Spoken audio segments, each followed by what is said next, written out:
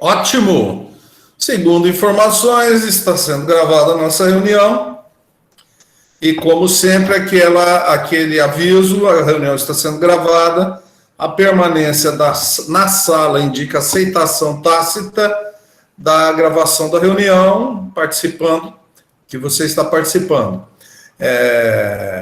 A ideia esse vídeo será depois postado no meu canal do YouTube, e se eventualmente eu achar que esse vídeo pode ser aproveitado para outras turmas, fica cedido todos os direitos para a Universidade de Gurupi e será apresentado para as outras turmas, tá? Mas ele fica sempre como vídeo não listado, ele não aparece ao público no meu canal, só acesso através do link e das salas de aula, que você só consegue acessar com um e-mail corporativo da Unirc.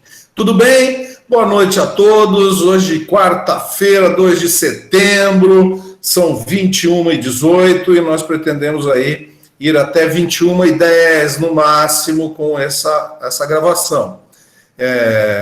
Tema da aula ainda, trabalhando o constitucionalismo. No primeiro horário, vocês viram sobre a primeira parte do mito reage. Boa noite, pessoal. Boa noite. Quem está falando? Isso. Tudo bem.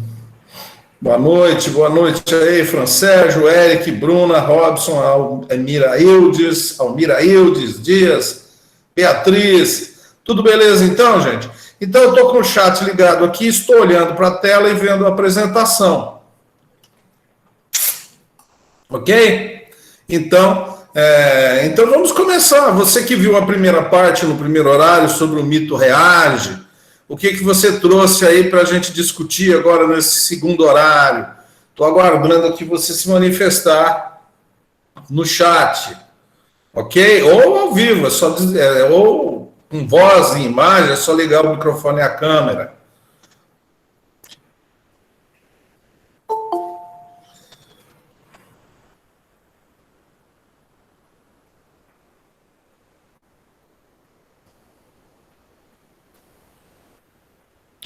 Ninguém vai falar nada, não? Eu vou considerar que vocês não estão presentes, vou dar falta para todo mundo e vou ver futebol. Tudo bem?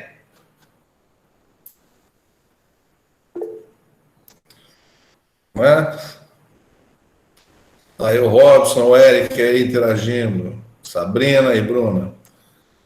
Então, gente, vocês viram a apresentação, eu vou até fazer o seguinte, eu vou botar ela aqui no lugar dessa aqui.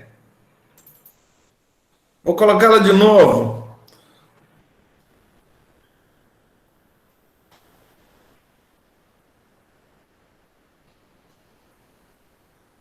Né?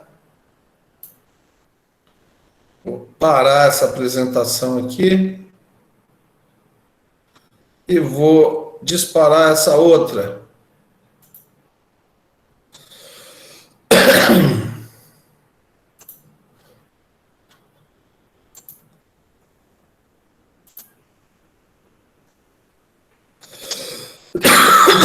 Pronto, parei a apresentação. Como é que está a internet aí de vocês? Demorado para a gente começar, né? Pegar ritmo.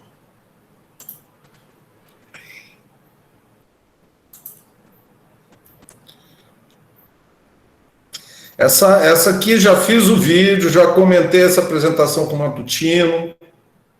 E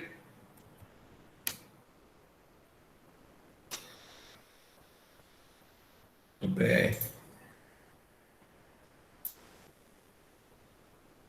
Vocês veem, não anotam nada, não traz dúvida nenhuma. Eu fico pensando aqui comigo se vocês estão efetivamente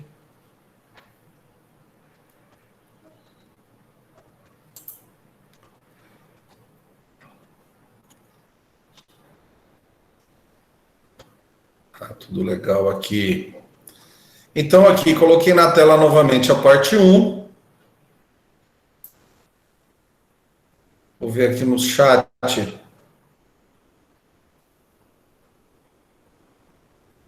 Hein, gente? Eu vou passando as telas.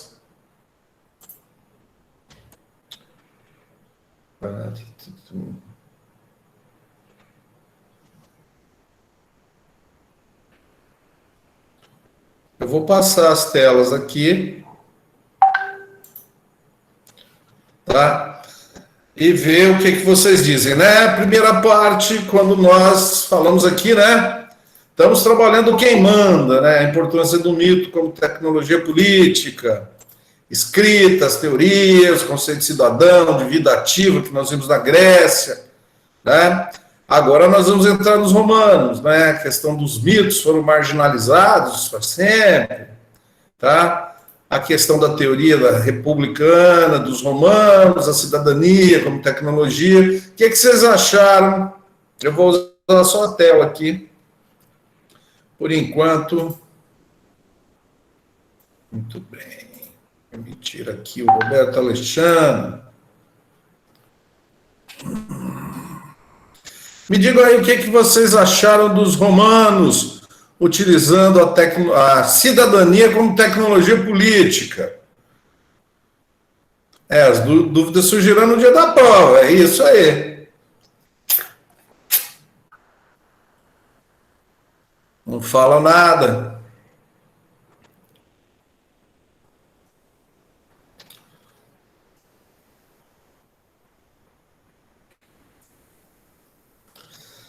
Pois é, né? Tá certo, então. Boa noite, Roberto Alexandre. Tudo bem? Muito bom. Perfeito. Vou aguardar mais um pouquinho, mais um minutinho. Se não houver dúvidas, então, nós já vamos passar para a parte 2, para a sequência. Eu vou trabalhar a apresentação aqui, deixar gravado. Vocês não estão muito afim de interagir. E como é que é quando dois não quer, um não quer, dois não brigam, né? Ok? Professor, É. aquele vídeo que o senhor passou da atividade, você lembra que foi encerrado segunda-feira, se eu não me engano? Ele casa muito bem com essa parte dos romanos aí, que fala da tecnologia, né? O homem sempre usou tecnologia, pelo menos eu associei dessa forma. E fui para essa parte dos romanos. E tem a ver alguma coisa daquele vídeo que o homem sempre usou tecnologia e está usando hoje, mas só que de forma mais acelerada? Não, isso eu deixo claro lá, né? Eu deixo assim bem enfatizado, não digo claro, enfatizado. Se você perceber, nós estamos numa aceleração, né? Claro que a maioria de vocês é muito jovem, mas à medida que você vai estudando, você vai ver. Tem até um fato interessante, né? Dizem que chegaram para o embaixador chinês e perguntaram o que ele achava da Revolução Francesa. Ele falou assim: Revolução Francesa? Nós não nos manifestamos sobre fatos recentes. A Revolução Francesa tem mais de 200 anos, né? Como a civilização deles tem mais de 5.000 anos, 200 anos para 5.000 é muito pouquinho, né? Então, mas se você parar e pensar, realmente as coisas são bem lentas. As coisas acontecem de uma forma bem lenta mesmo, do início. Professor, mas já no Código de Hammurabi lá, pelo menos que a gente estudou, ele já não usava essa técnica de política para conquistar e deixar a cultura local dominar? O Hammurabi? Não sei. O que vocês estudaram? Eu não conheço, não. Tá? Já naquela época já havia essa preocupação, né? É isso? É isso. Já tinha uma preocupação de deixar a cultura local... não interferir, né? A interferir. A linguagem também não. No caso, eu acho que só a linguagem que ela é predominante, se eu não me engano. Também é duro, né? Você invadir um povo lá, você acaba arranjando sarna para se coçar, né? Já pensou se nós somos invadidos aqui pela China e a China vence o nosso exército e fala: agora todo mundo tem que falar chinês? Bom, depois de uns 2 anos ensinando a gente a falar chinês, eles falam assim, bora, gente, vamos deixar esse povo fazer português, falar português, senão a gente não consegue explorar esse país que nós invadimos, né? Então, assim, a língua, sem dúvida nenhuma. Mas os romanos, eles foram além. Nessa civilização mesopotâmia, a coisa avançou, eles preservavam a língua, os romanos avançaram, eles preservaram o costume, eles começaram a distribuir produtos dos lugares, né? Então eles pegavam lá o carvão lá na Grã-Bretanha. Grã-Bretanha não é à toa que começa a Revolução Industrial lá com a máquina a vapor, porque eles têm muitas minas de carvão, né? Então eles pegavam o carvão na Grã-Bretanha e distribuíam pelo Império, né? Pegavam o cobre de um lugar da África, o estanho de outro lugar, para misturar cobre e estanho para fazer bronze, né? Para fazer essas coisas todas. Então, os povos invadidos, eles acabavam preferiam até manter os romanos lá, porque eles falavam assim, não, nós tivemos vantagem aqui, está melhor com esse povo aqui do que com os nossos governantes anteriores, né? Beleza? Então tá, tem mais alguém que quer colocar alguma coisa dessa apresentação antiga?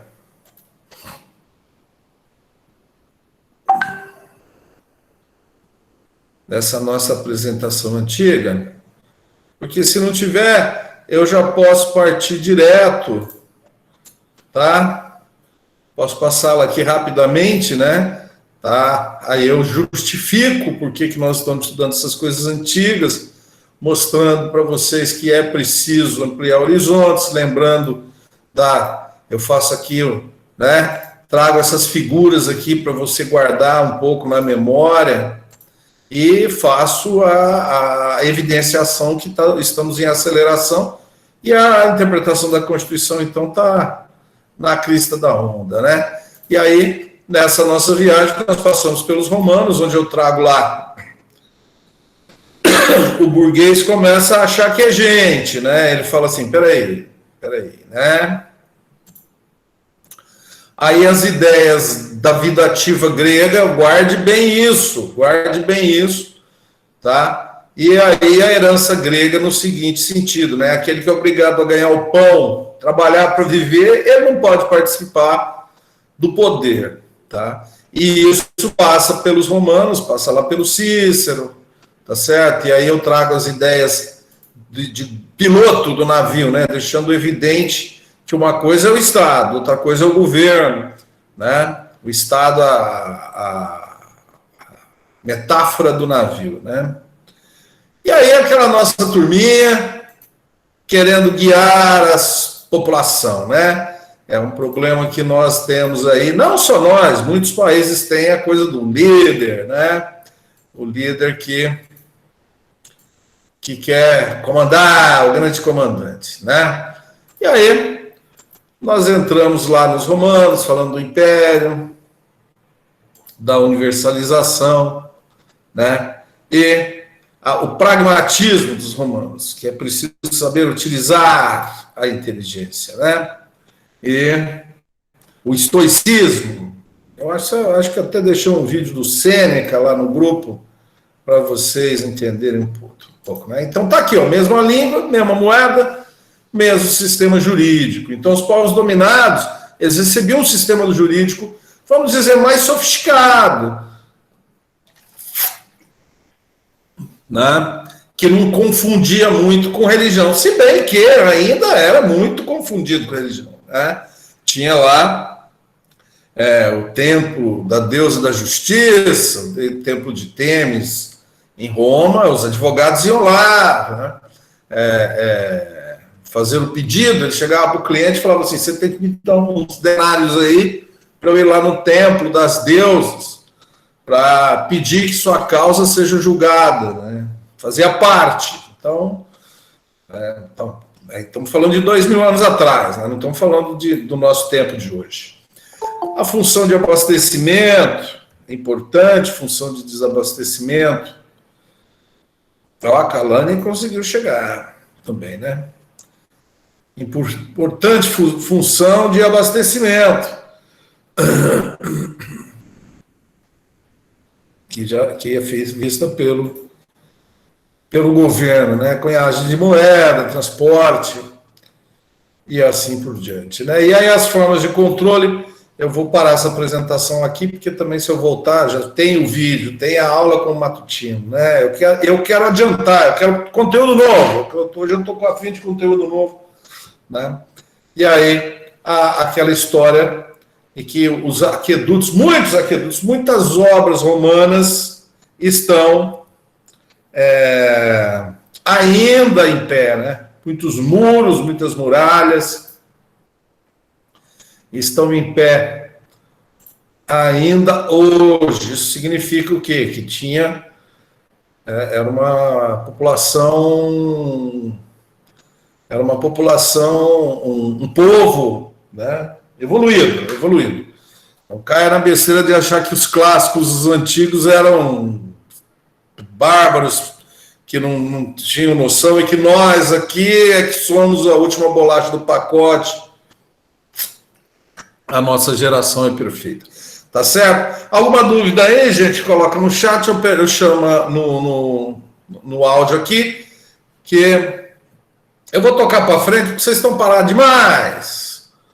Parado demais. Isso aí dá uma tristeza na gente, que vocês não acreditam. Mas tudo bem. Vai ficar gravado o vídeo aí. Beleza? Podemos partir para a parte 2, quando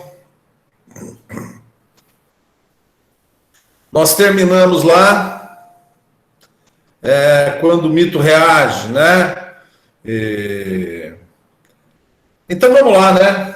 Segunda parte, porque ali ficou só o gancho, né? Nós paramos com um Sacro Império Romano Germânico, não foi isso? Muito bem. Advirto que eu estou olhando só a tela, eu vou dar sequência na tela, e se alguém quiser falar alguma coisa, só de vez em quando eu vou dar uma olhadela aqui na reunião para ver.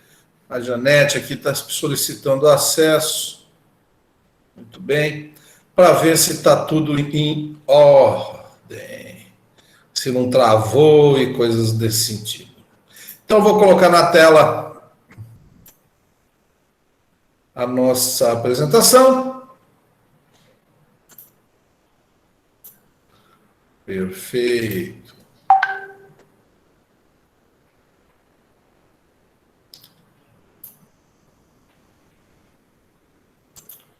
Beleza, gente? Tudo em ordem? Alguma dúvida, algum comentário? Eu vou tocar o barco, né?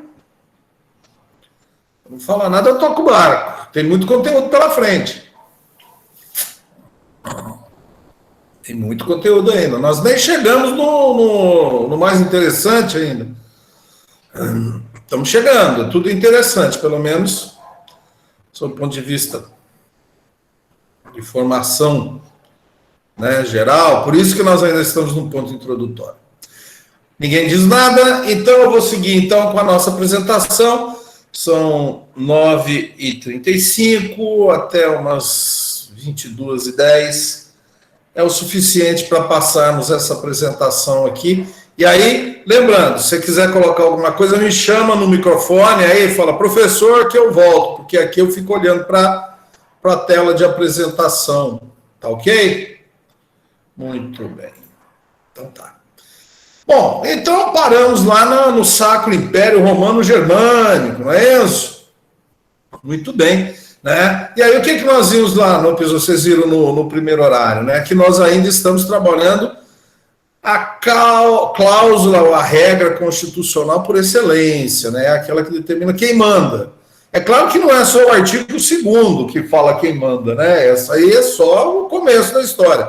Depois vocês vão estudar na Constituição, vocês vão ver que existe uma série de regras constitucionais, são chamadas regras de organização, que dizem como é que você faz para ser presidente, para ser governador, para ser prefeito, para ser senador, para ser deputado, para ser vereador, para fazer parte das chamadas carreiras de Estado. Nós temos lá Ministério Público, magistratura, defensoria, a própria advocacia, que não é bem de Estado. Aliás, é interessante, uma vez eu tive na OAB e E eu estive com uns amigos da ciência da computação, do nosso curso de ciência da computação, nós estávamos lá numa questão de governança eletrônica, mas estava tendo um evento na OAB, eu falei, vamos lá na OAB? Beleza, né? Chegamos lá no Conselho Federal da OAB, estava lá, fica aí a memória do meu querido Manuel Bonfim, que nos deixou, decano do nosso curso de Direito, ele era conselheiro federal. E chegando lá no OAB, na época estava lá o Tarso Genro, o Aldo Rebelo, o pessoal do Congresso, o pessoal do governo, indo lá pedir apoio para a OAB para uma série de medidas que o governo pretendia tomar, né? Tal, e aí ouvimos lá o pessoal, depois almoçamos lá na OAB, fomos convidados a almoçar, muito bom lá. E na saída, o colega da cientista da computação virou para mim e falou assim, Roverona, eu não sabia que advogado era autoridade, né?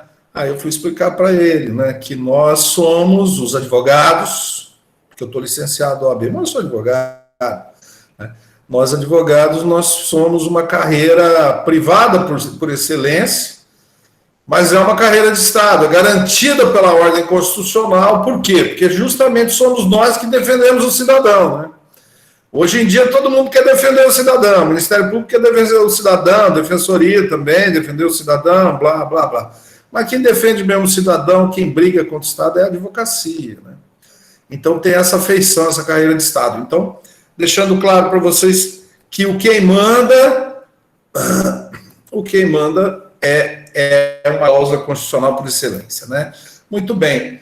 Aí vimos que as tecnologias políticas de desigualdade, né, até o momento, as ideias que nós vimos no vídeo anterior dos gregos, a questão do civismo, a questão da vida ativa e também as políticas de desigualdade que foram desenvolvidas muito em Roma, né? Aquela questão lá que não é para qualquer um, a pessoa tem que ter uma ideia de republicanismo, né? Também vimos o Estado romano, a complexidade, eu espero que você tenha entendido bem aquela questão lá, onde eu destaco a função do Senado e da Assembleia, e o tribuno da plebe, uma criação muito engenhosa, em que o povo, mesmo o povo não tendo as condições ideais para exercer o governo, exercer o poder, tinha como eleger alguém, indicar alguém que tinha poder de veto sobre o Senado. Isso é uma criação sofisticada, se a gente for entender, né? Que a gente estava saindo lá do faraó Deus, que fazia o que bem entendia, e passando para... Deixa eu ver aqui se tem alguém aqui no... Oh, meu Deus. Se tem alguém aqui no WhatsApp falando alguma coisa no grupo. Tem muita gente falando coisa no grupo. Minha net está péssima, Maria Fernanda... E o Danilo, Rafael, a Mira, a Auriceia, todo mundo dando boa noite aqui. Patrícia também.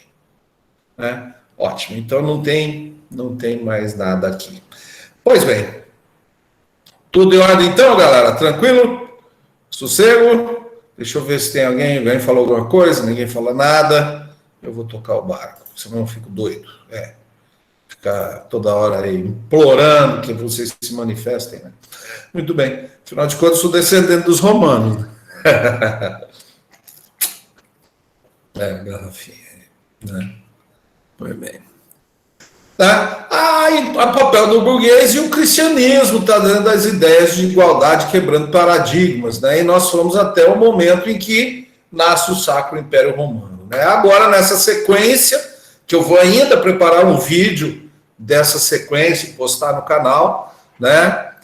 Nós vamos verificar que as teorias acabam adotando mitos. Quando vai se instalar a cristandade europeia. A escrita é para poucos, e aí eu destaco o filme O Nome da Rosa, que eu indiquei para vocês verem. Vejam aí nesse feriadão. A versão que eu achei no YouTube é muito ruim, o áudio está atrasado um pouco, mas procure ver se vocês conseguem assistir esse filme. É um filmaço, muito bom o filme, né? E ele mostra bem o clima de medo que impera na Idade Média. As pessoas têm medo de pensar, as pessoas têm medo de sair da linha, tá? Por quê? Porque é esse mesmo, essa mesma ideia, né? Ande na linha, não discuta comigo, né? Muito bem. A estagnação do sentido de cidadania durante a cristandade europeia, nós pretendemos ver aqui, e a chegada dos árabes que vão chegar e bagunçar o coreto, né? Essa é a quarta parte da nossa história da cidadania. Perfeito? Lembrando sempre, se quiser falar comigo, chama no microfone, eu vou tocando o barco aqui. Tá bom? Então, vamos lá ativar a nossa memória RAM, né? A nossa memória RAM para a gente embalar legal, já estamos fazendo isso já faz algum tempo. Sociedades complexas, vivemos nelas, né? É importante entender que a memória, ela não é uma coisa que precisa de tecnologia, é preciso manter, lembrado sempre, né? É preciso garantir o sono do príncipe, né? Quem manda tem que acordar e dormir e acordar lembrando que manda, e quem obedece também deve lembrar disso. A força da entropia não podemos esquecer. O tempo todo ela está agindo. Nesse momento está agindo, em todo o tempo, uma tendência universal de desorganização, né? E o nosso... Aqui dá umas loucuras, sabe? Quando eu uso passar os slides no mouse, de vez em quando ele pula lá para os... Né? Por aqui mesmo é melhor. Então, estávamos falando aqui a força da entropia e a ciência do direito, nosso querido direito, tentando organizar essa bagaça, né? Medindo, olhando para os nossos modos e tentando estabelecer regras que sejam cumpridas, viu? Porque, repare, antes uma das coisas que você está se preparando, eu costumo dizer sempre, né? Eu não estou te preparando para saber ler a Constituição. Saber ler a Constituição todo mundo tem que saber. Isso faz parte da cidadania. O médico tem que saber ler a Constituição. Você tem que saber fazer a Constituição. Mas não só a Constituição, você vai fazer várias leis. Tá? E aqui o advogado, se você for advogado, o que mais faz é contrato. Não raro as pessoas te contratam para você fazer um contrato.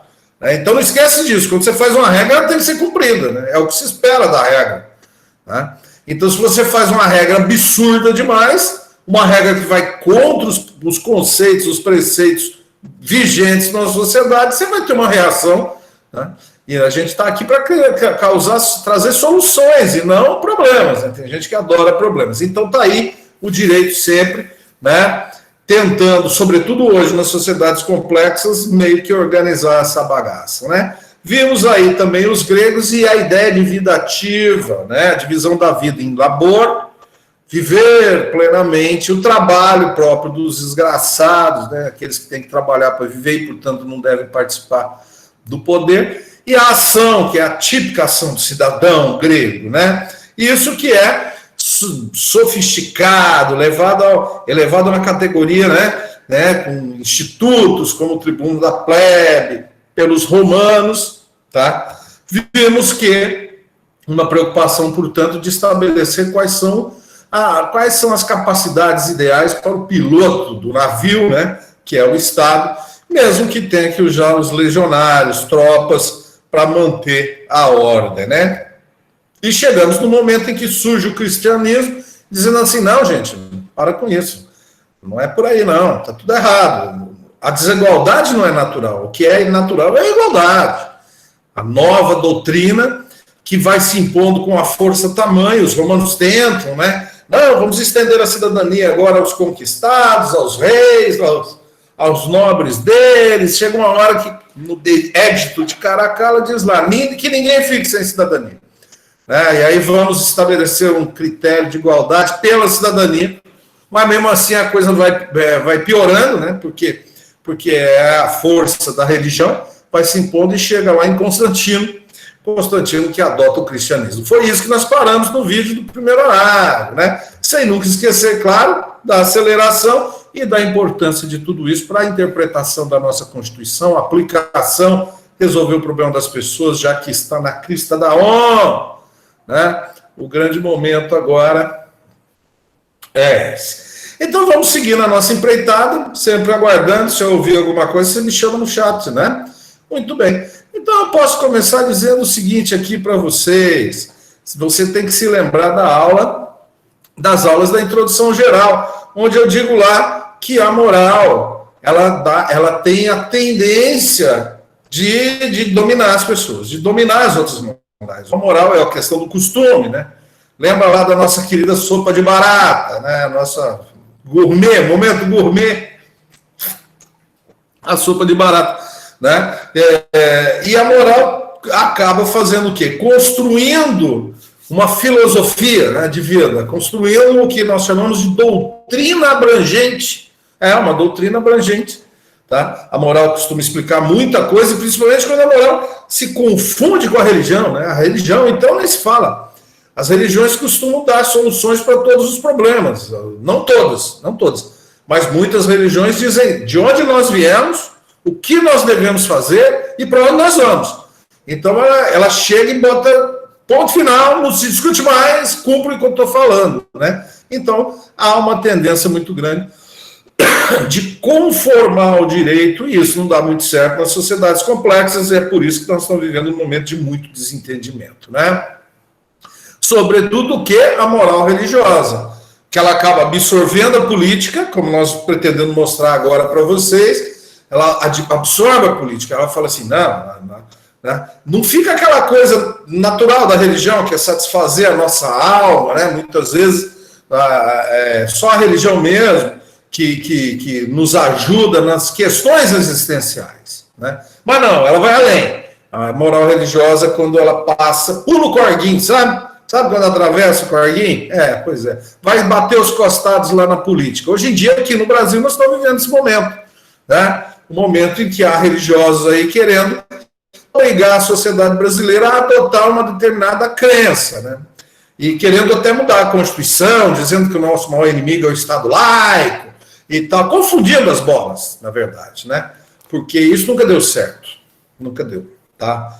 Quando você impor uma religião. A religião, as pessoas têm que abraçar a religião, têm que adotar a religião por livre e espontânea vontade, né? E não serem obrigados, tá certo? Então, essa moral religiosa acaba querendo absorver a política, né? Acaba, né, tomando parte do Estado através da administração, dos órgãos de governo, e aí o que ela faz? Né? Ela vai impor a sua ética, aquela ética com aquela visão de mundo do sistema abrangente, que é o sistema religioso. Com isso, acaba querendo conformar o direito e, na verdade, ingenuamente, não está percebendo que só está fazendo uma universalização indevida, como nós vimos nas aulas de introdução a respeito disso. Né? A universalização indevida, aquilo que é bom para mim, aquilo que me agrada, que aumenta a minha potência de vida, né? Aumenta a minha liberdade, né? Eu universalizo. Isso é bom para mim, então tem que ser bom para todo mundo. Né? Isso aí é complicado. Né? Eu costumo dar o exemplo do masoquista. Quem me diz o que é um masoquista? Né? A Camila está dizendo que é uma história muito interessante. Disse 21h41, 9 minutos atrás. Eu ainda continuo com aquela sensação de estar falando aqui com uma máquina estúpida. Né? Mas está aí, está dizendo aí que tem 28 pessoas na sala. Né? O nome da Rosa. Camila, sim, o nome da Rosa. É um filmaço mesmo. Vale a pena você assistir o filme, filmão mesmo. Eu vi no cinema, no lançamento, né? Aquele clima, né? Na sala de cinema, que você fica aquela telona, aquele sonzão, né? Aquele clima de medo, aquele clima de né? Aquela coisa assim, realmente foi muito bacana. Um filmaço, né? Muito bom o filme. Tá? E é um romance policial, vale a pena. Né? Pois bem. Mas vamos seguir. Seguir, então. Como estava dizendo, na verdade é o quê? É uma universalização indevida, né?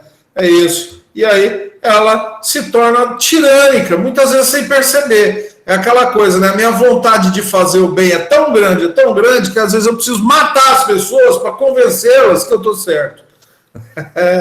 Já viram isso acontecer? Pois é, né? Porque eu sempre digo, né? Você pega o exemplo que os professores de constitucional sempre dão, que é a questão dos nazistas.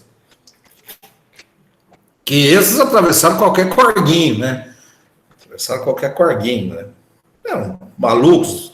Acreditavam em teorias conspiratórias, acreditavam nos negócios que não tem nada a ver, né? E, evidente, eu sempre pergunto, vocês acham que os nazistas fizeram o que fizeram porque estavam pensando que estavam fazendo bem ou mal, né? Aí você para e pensa, né? Muitos deles achavam que estavam numa causa justa, né? Então, é isso aí, esse segue o meu caminho, eu tenho razão, essas coisas. Nas sociedades complexas, perdeu a ingenuidade, isso não se aplica mais. Apesar de que, né, hoje nós estamos vivendo uma onda de retrocesso, né, nesse aspecto que as pessoas querendo impor o bem, é para o seu bem, você está entendendo? Que nem fizeram aí essa semana, hein? Semana que passou, a menina lá, a questão do abortamento legal, menina de 10 anos lá, né? Se alguém quiser falar alguma coisa, fica aí à vontade. Vamos seguir o barco, né? E aí, contando com a ajuda do nosso querido Santo Agostinho, porque agora começam a aparecer os santos, né? Os santos começam a entrar na jogada agora, né? O Santo Agostinho, que não era flor que se cheirasse, até os 40 anos era um belo malandro, mas ele teve lá uma inspiração divina, né? E escreveu obras sensacionais. Vale a pena você procurar saber mais sobre ele, tá bom? Principalmente com relação à questão de religião e fé. E ele diz lá, na saudade dos homens, na cidade dos homens, ele faz uma divisão. Ele divide o mundo, a existência em duas cidades. Cidade dos homens, tá? Para resumir, cheia de guerras, de disputa pelo poder, cheia de pessoas raivosas, pessoas mentirosas, cheia de intrigas. E ele diz lá, isso não vai nos levar à cidade de Deus, que é a cidade do bem, né? Idealizada, aquele amor cristão, aquele paraíso em que não existe nada disso, não existe doença, não existe ódio, não existe... Né? Então ele diz lá, não há salvação na cidade dos homens, o único caminho é a cidade de Deus. E aí começa, né, a história na cidade de Deus, né? Ele começa dizendo o seguinte, olha, veja bem, nós estamos vivendo aqui, e se você tem fé, você quer ir para a cidade de Deus, você quer a salvação, então para ter fé, você tem que entender que Deus sabe o que faz, né? Tem que acreditar que você está assinando uma procuração em branco, entregando para Deus, né? E lá ele vai escrever o que ele quiser, afinal de contas, Deus é Deus, né? Muito bem. Mas tem as vicissitudes, né, históricas, como ele dá o exemplo da escravidão, das doenças, do mal, né? Porque sempre é aquela questão que fica no ar, né? Se Deus é tão poderoso assim, por que existe o mal, né? Então aí eles saem com aquelas construções teóricas, né? Dizendo assim, não, é que é para a redenção dos vencidos, a escravidão, ou o livre-arbítrio. Deus dá o livre-arbítrio para as pessoas e tal, né? Muito bem. E aí é preciso se converter. Percebe que, assim, os romanos, como eu disse, né, eles se converteram, mas nem tanto, né? Foi mais uma estratégia política, propriamente, do que uma conversão sincera à fé cristã, né? Sempre dando uma conferida aqui para ver se não travou. Tudo indica que não. O Breno está chegando agora, certo? Ok, a última manifestação, 21h50, né? Ótimo, né? Mas vamos lá, né? Pelo menos tem como seguir aqui o barco, né? Então, é a questão de você aceitar, né? Aceitar Deus e pensar em orar, levar uma vida boa. Em outras palavras, não te mete com política. Para que você quer isso, rapaz? Você vai sujar as suas mãos, né? Tá entendendo? Então, preste bem atenção como fica legal, né? Essa linha, né? E aí, como ele diz lá, né? Tem que haver conversão para você atingir a cidade de Deus, né? Que é o mundo verdadeiramente inteligível. O mundo onde existe inteligência é a cidade de Deus. Então, nessa vida, né? Procure ser um santo agora, aqui, tá? E aí, a decorrência é o quê, né?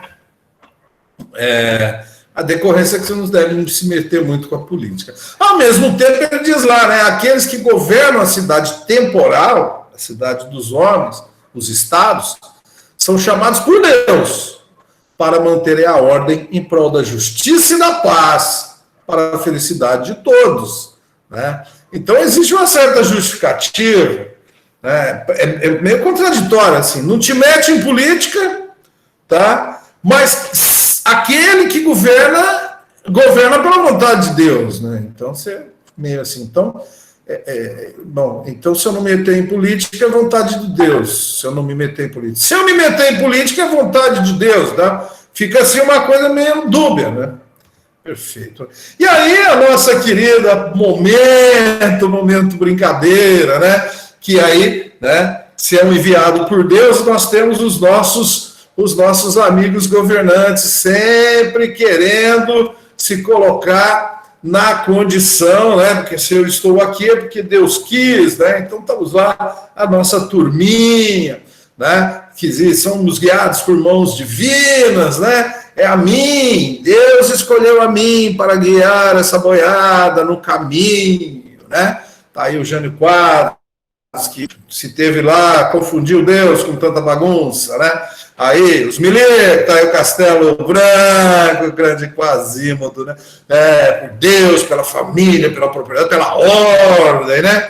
Isso. E aí o nosso general Gás, eu fiz até uma referência aqui, ele que iniciou o programa nuclear brasileiro, é evidente para ter bomba atômica, né? Ninguém vai fazer usina nuclear no Brasil para fazer eletricidade, né? Esses milicos aí a gente conhece, né? Sabe de longe, e sem dúvida nenhuma, ter bomba atômica é questão de soberania. Quem não tem soberania, né? Não tem o quê? Não é Estado, né? Então, aí lembrando, né? E aí a turma que veio aí, né? Foi Deus que me mandou, né? Eu sou a voz do povo, a voz de Deus, eu fui eleito, né?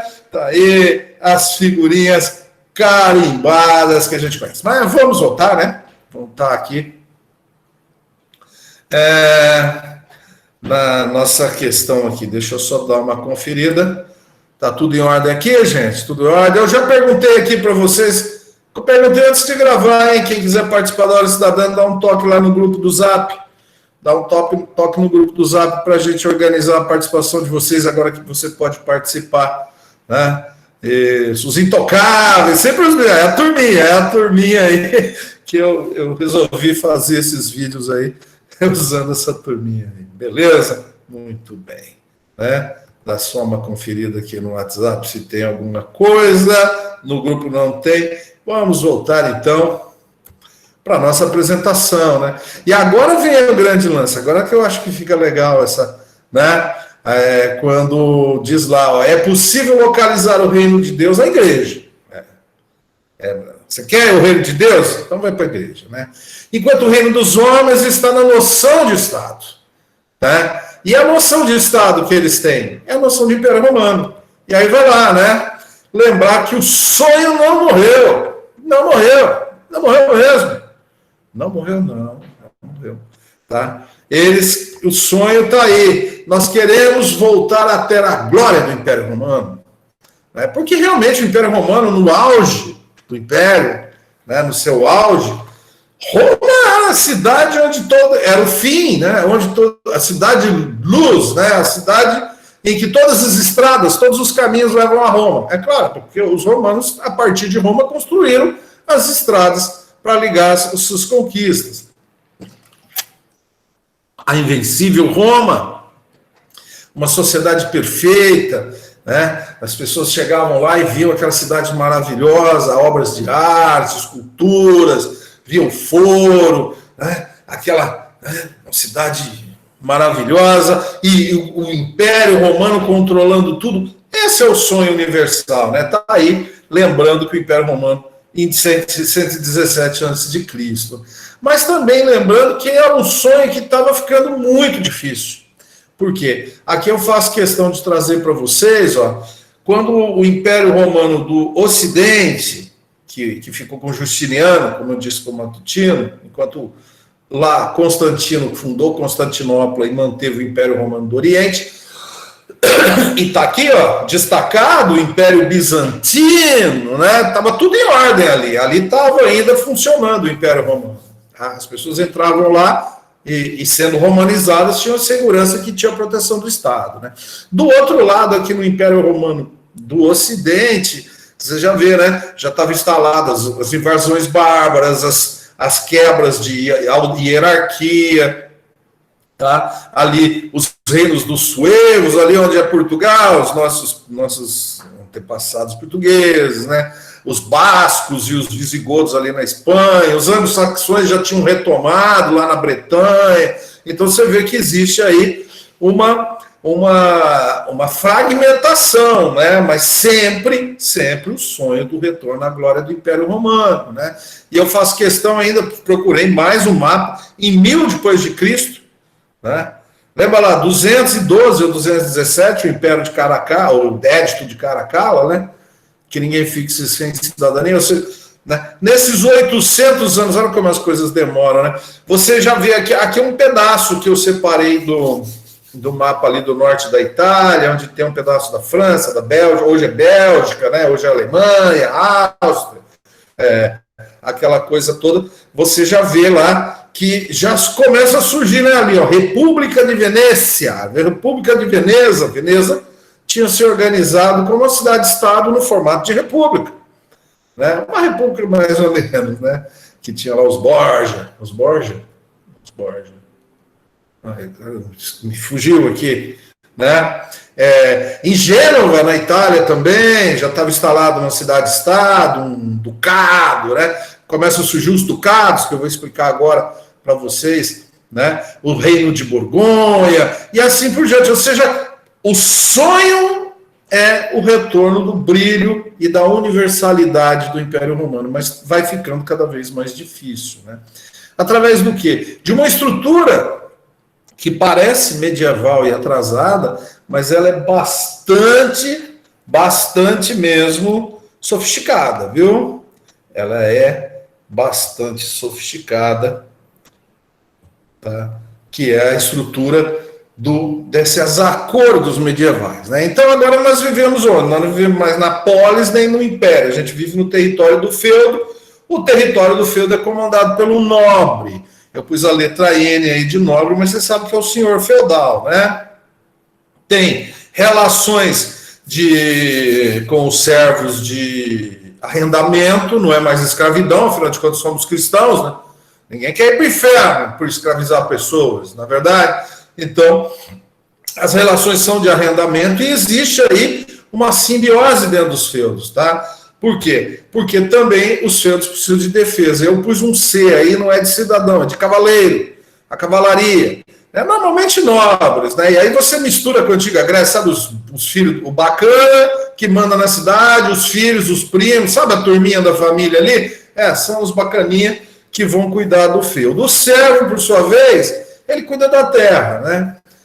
Cuida da terra, ele vai produzir, vai passar a parte do senhor para manutenção, né? Até porque, veja bem, se uma turma de um feudo vai invadir outro feudo, o servo não tem absolutamente nenhuma obrigação de defender o feudo. A obrigação dele é produzir, entendeu? Quem vai se matar lá é o senhor com seus filhos. Eles é que vão se pegar lá, se cortar ao meio com espada, lança, martelo, machado, aquelas coisas todas, né? Existe até uma explicação assim de natureza já moderna, influenciada pelo marxismo, né, que coloca o feudo, o servo como camponês, explorado. Não tinha isso, o capitalismo não tinha se desenvolvido, nós estamos no ano 1000, tá certo? O capitalismo se desenvolveu depois. A relação era civil mesmo, servil e civil, relação de arrendamento, tem aquela coisa, o servo vivia na pobreza. O servo, até no nome da Rosa tem, né? A igreja jogando lá para o povo pobre, né? Mas também ali no pico da montanha, lá não dá para produzir, né? Mas aquela coisa assim, que o servo, tudo que produzia tinha que dar ao senhor, ao servo não sobra nada. Vamos ser sinceros, cara. Você acha que o senhor tinha condições de fiscalizar tudo? Absolutamente. Estamos falando de seres humanos dotados de conatos, de liberdade. Esquece disso, Tá? Bom, essa é outra história, né? Então, estava aí, nós temos aqui a estrutura de 2 feudos, que eu pretendo mostrar para vocês, 2 feudos com o seu nobre, o seu senhor, os seus cavaleiros, que garantem o seu poder, e uma relação com os servos, a relação econômica da satisfação das necessidades. E aí surge um novo personagem aqui na nossa aventura, que é o P. P do quê? O que é esse P que vai fazer a interconexão entre os feudos? Que anda entre os feudos de maneira livre, né? É um cara que sabe como é que é, Deus acima de tudo, e é um cara que toma café com Deus e, portanto, é praticamente intocável, né? Ninguém vai agredir um padre e correr o risco de ir parar no inferno, não é verdade? Muito bem. A participação de vocês no chat aqui tá divina, maravilhosa, viu? Vou falar uma coisa para vocês. Hoje tá top demais, chique no último. Eu acho que tá todo mundo vendo jogo de futebol na televisão, beleza, contanto que pode assistir a aula depois, tal. Mas é assim mesmo, né? Eu até entendo. Eu tive aí sentado aí, fui aluno. Aluno não presta atenção em nada, não estuda porra nenhuma. Depois fala, porra, eu devia ter estudado, né? Devia. A gente avisa, vocês não querem ouvir, mas tudo bem, é assim mesmo a vida. Né? Muito bem. Então vamos dar seguimento, né? Tem um padre aí que faz a conexão, mas também tem o nosso amigo burguês. O burguês está na área também, ele não foi exterminado, não, até porque ele que traz as especiarias, ele traz os remédios, ele traz as mercadorias entre os feudos. É ele que se arrisca por estradas perigosas, difíceis de passar.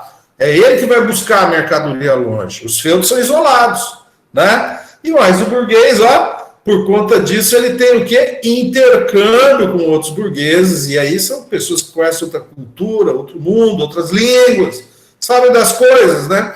Então eles acabam também trafegando pelos feudos. O burguês, evidente, pagando os impostos, né? Os pedágios, né? Imposto de passagem, para você vender suas coisas aqui nas minhas terras, você vai ter que me pagar tanto, né? E era a maneira do nobre não precisar trabalhar, né? Porque, afinal de contas, quem trabalha não merece governar, porque ainda existe a ideia de vida ativa na cabeça das pessoas.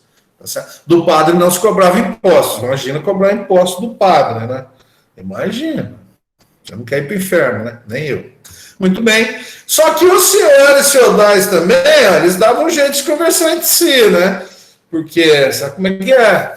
Né? E aí começam a surgir ajustes que vão ficando bastante bacana e que vão levar as monarquias absolutistas. Que tipo de ajustes são esses, professor? Vamos lá. Bom, dentro do feudo nós vimos que tem lá o nobre, né? E a galera que lhe dá condições de governar, né? Não vou trazer servo, né? Que isso não interessa agora, tá? Muito bem. Os nobres, tirando também o padre, esquece, o padre está na área, tá? Mas os nobres estão ali, eles conversam, e dessa conversa, numa via de mão dupla, eles acabam fazendo certos ajustes, tá? Que tipo de ajustes são esses? Ajustes de dominação política mesmo, tá? Em que, seja por força de coação das armas, seja por um determinado entendimento, o que acontece?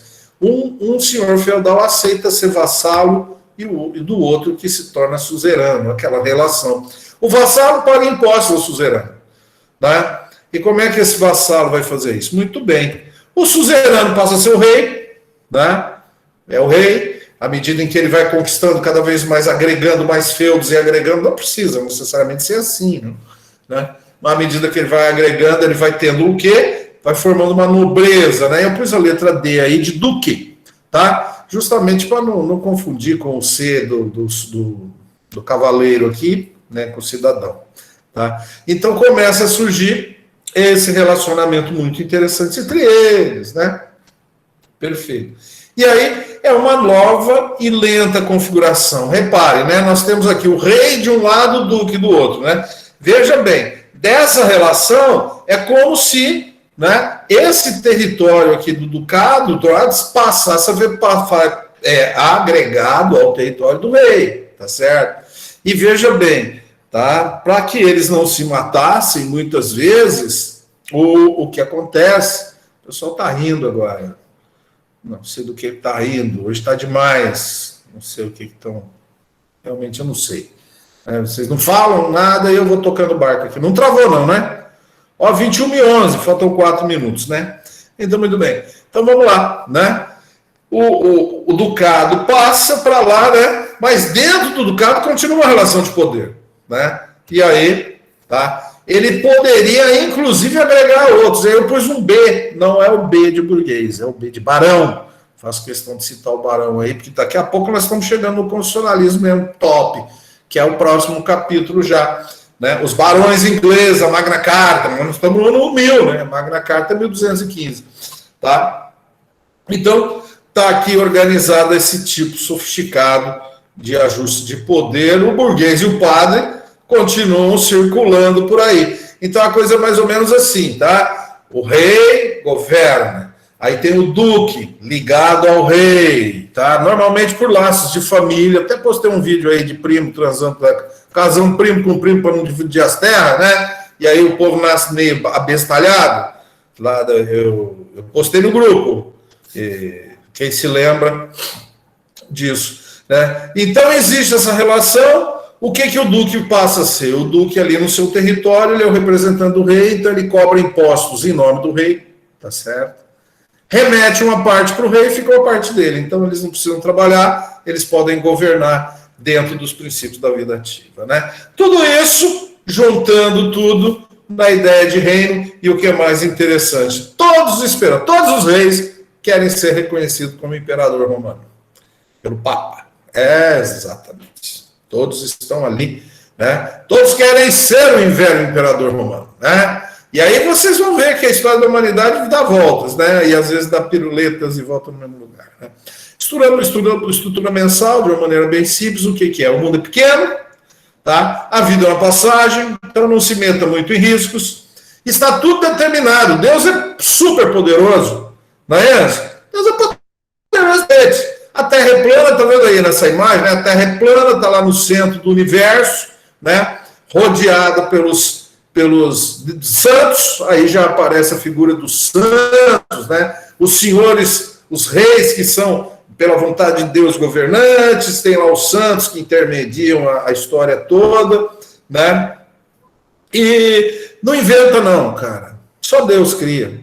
O homem copia. O homem só copia. Então não inventa. Para que você vai inventar? Não é isso? Perfeito? Muito bem, gente. 22h14, eu vou interromper agora e vou interromper a gravação. Depois eu vou fazer o vídeo na sequência até o final da apresentação. Tá bom? Alguém quer colocar uma coisa para ser gravada antes de eu interromper a gravação?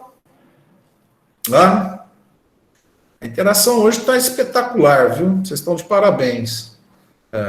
Beleza. Perfeito. Tá. Ninguém quer falar nada, até, na verdade, vocês querem que eu termine logo essa aula, né? É a mais pura real da coisa. Professor, vamos interrompendo a gravação aqui com um sorriso. Muito bem. Interromper a gravação.